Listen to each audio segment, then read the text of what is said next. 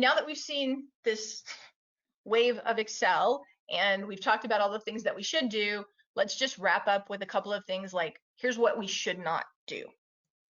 So mistake number one is what I call using shortcuts.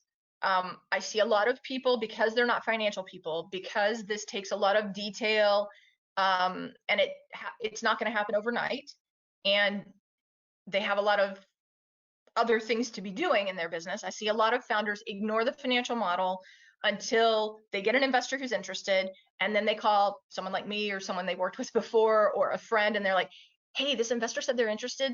Can you give me a financial model template and help me put it together tonight? And so I will share with you, just like you wouldn't put together your pitch deck in 30 minutes and try to have it be successful, trying to use a shortcut to get your financial model done is probably going to end up biting you in the butt. Ultimately, you have to be able to explain and defend every choice that you've made in your financial model. And so I would encourage you to start early and build it over time. And that doesn't mean you have to do everything yourself. Certainly get, if you've got team members or other people who can help you, that's great, but you cannot subcontract this. You can't give it to your accountant. You can't give it even, to an advisor like me who's got experience, or to somebody on your team who's got experience, and just let them build it for you.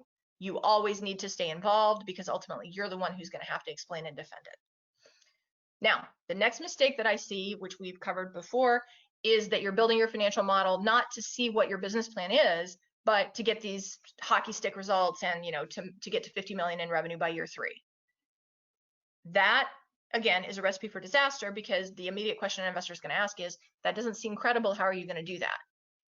And if your response is anything other than, here's my detailed plan, your investor's immediately going to say, BS, right? Like, they're going to look at it and say, okay, so you didn't really have a plan. You just created this really beautiful revenue projection and hoped you would be able to get there. And again, that dings your credibility and makes it very hard for you to continue that conversation with them. So mistake number 3 is that you integrate that sort of summary P&L and that nice little graph into your deck. But when you get to those slides, you just say, so here's my financials, and you wait for the investors to say something. The way that you use the financial model to your advantage is that you weave all of those numbers, like customer acquisition costs, like your CAC to LTV ratio, like your churn or lack thereof. You weave all of those numbers into your deck so that by the time you get to your financial slide, to the pro forma, the investor is really in their heads just validating, oh, okay, I see how those things make sense based on what they've told me before. So don't treat your financials as this sort of independent entity that is just a slide you have to show. You've got to really weave them into the story that you're telling as you go through all parts of your deck. And then the last and biggest mistake that I see is that founders don't want to talk about the numbers at all. And so they tell a really, really good story with their deck, and then they get to the financial slide and they say, so there's my financials. Any questions? Okay, great. Let's move on.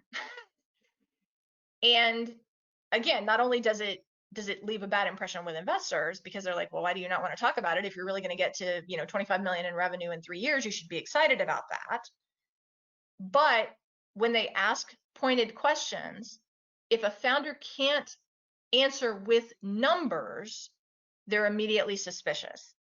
And this is a place where building the model yourself, being very involved in the assumptions, understanding what the model does is going to serve you, because in those conversations, you will be able to say, well, we've got 5 different approaches to getting new customers. 2 of them are paid social ads, and 3 of them are, referral programs or channel partners.